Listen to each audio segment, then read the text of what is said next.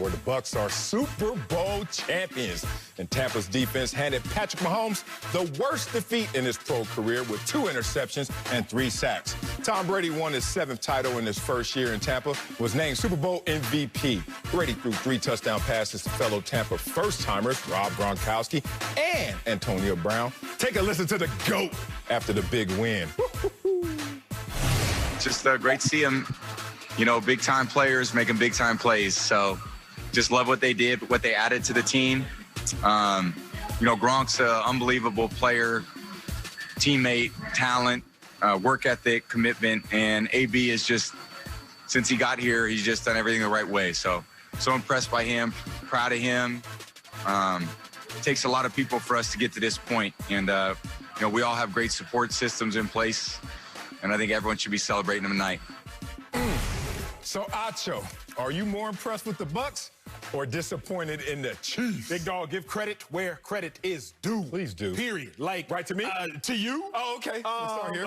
But I can't fully give it to you. I'm gonna get there later. Oh. The first person I got it, them Bucs, boy. Wow. Hey, wow. Those Bucs, not only did they manhandle the Chiefs mentally, but they were prepared to manhandle the Chiefs physically, right? In football, it's hard to say that somebody's soft, right? You can't do that. But them Chiefs got dominated between the white lines, outside of the white lines, anywhere you could get dominated, Sel, they got dominated. I got to give y'all a lot of opinions throughout the course of the show. But first, if I can, I got to start with a little bit of video, Sel. Oh, you going somewhere? I got to go somewhere. Your boy got to go to the big board because I told y'all the Buccaneers beat them mentally and they beat them physically. But I also got to go to the big board, Marcellus, because I'm rocking the fire outfit, and you know what it is. When your boy wears something fresh, the world got to see it. But anyway, let's get away from me.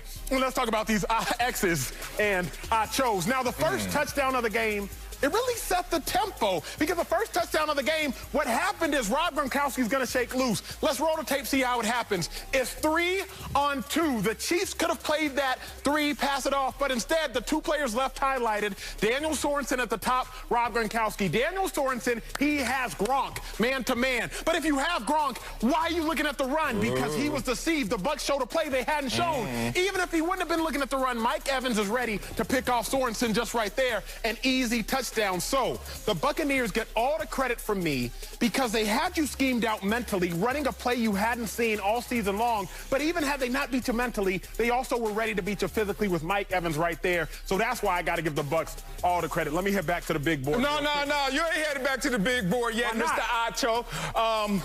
Yeah, big dog. So, what happened? On Friday, we were talking about this game, and one of us was sounding prophetic, and one of us was sounding pathetic. So I'm going to let this sound roll and let America knows who is who. What happened? Today, America. Can we get something? Can we put 15 on-camera push-ups in front of the big board on the Super Bowl bet? Is that one? I want to ask too much of you. Okay. Do we got a bet? We got a bet. Dog, you challenged me to 15 push-ups. Right now? Right now, because I'm over here in pain. Hanky want to see him. My knees. Hanky want to see him. Hit him. Are you going to count? I'm counting, and you better touch that ground. There it is. Uno, dos, 3, triceps, 4, 5. Okay, 6. Oh, he in shape. You ain't slowing down yet? I would have tapped out. I'm glad the Bucs won. You stopped 13, 14, 15. Get on up and get up over here and take some of this. My suit. I'm gonna rip my suit, my hamstrings. I knew you wore that mock neck for a reason. You knew. Look, man, coming in here today. I'm gonna give you your credit because you deserve it. Give me my flowers. I'm gonna give you your flowers. You deserve them, but I'm also give the Bucs their flowers because they deserve them. Period. Okay. I'm sweating. Let me do my job because my gloat period is about over right now in terms of witnessing the Bucs' dominance. I love that you started off with the fact that it seemed like there was also a mental edge out there. We could always talk about the physical aspects. We could talk about the scheme differences and philosophy.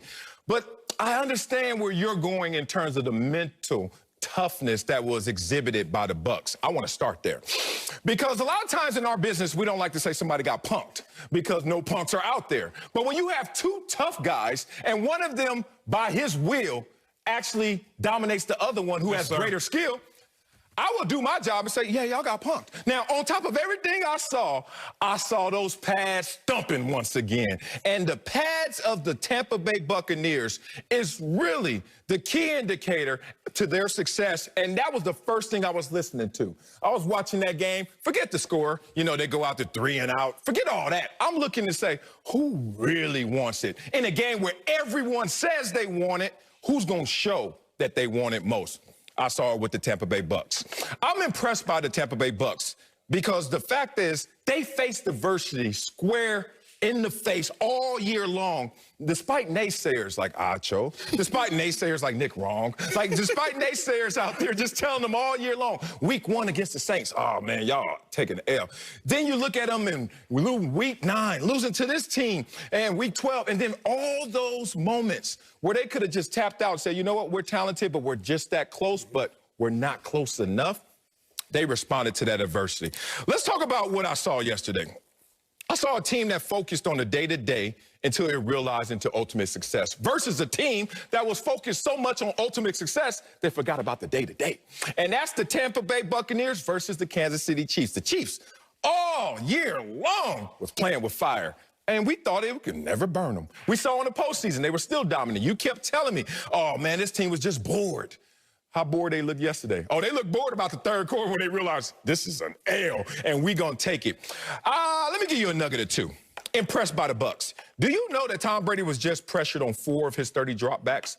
That's the lowest of all 10 of his Super Bowl appearances. Credit, impressed by that offensive line. Let's also go about, I talked to you about the middle 4 minutes of the game, and I talked to you about the middle of the game and how impressed I was by the Tampa Bay Bucks against this Chiefs team yesterday in the middle of the game. Do you know that they finished 4 of their 5 drives in the middle of the game scoring a touchdown? Put that game out of reach. That includes scoring right before the half. I can talk about the Chiefs and how disappointed I am in them because I am highly disappointed in them. Got me over there. I got me a drink or 2 or 3, hydrated. I'm eating chips. I'm trying to break my diet. I'm doing all this because it's the Super Bowl. And the game wasn't in contention for long. So I'm going to start off by just saying how impressed I was by the Bucks. I'm going to go one step further, Sel, because funny enough, crazy enough, I'm not mad at the Chiefs. You're trying to protect your name. No. Like when you get whooped so handedly, and it's not like the Chiefs play bad. Patrick Mahomes, please do not listen to what y'all read on Twitter. That man did not play bad. Who? Patrick Mahomes. Boy, right? stop.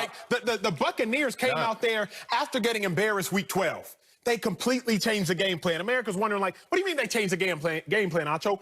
Week 12, Tyreek Hill was one-on-one covered essentially the entire first half. What? Todd Bowles just left him one-on-one. He said, hey, our cornerbacks are good enough. Tyreek Hill went out there and ate. Then what we see yesterday, Tyreek Hill did not see one-on-one coverage the entire game. Safety was over the top every single time. That's how Tyreek Hill ends up with 2 catches, 13 yards in the first half. Beat him there. Okay, where else did they beat them? Remember, the Buccaneers were one of the worst penalized teams last year. Even during this year, they had some games when they were terribly penalized. See? But all of a sudden, the Chiefs got 8 penalties to the Bucks 1 penalty in the first half. You know, the game of football, I won't say it's won and lost via penalties, but that definitely aids to it. So then the Bucks played a cleaner game. Then you out-schemed them as well. Tom Brady, 16 for 20 in the first half, 3 touchdowns, 80% completion percentage.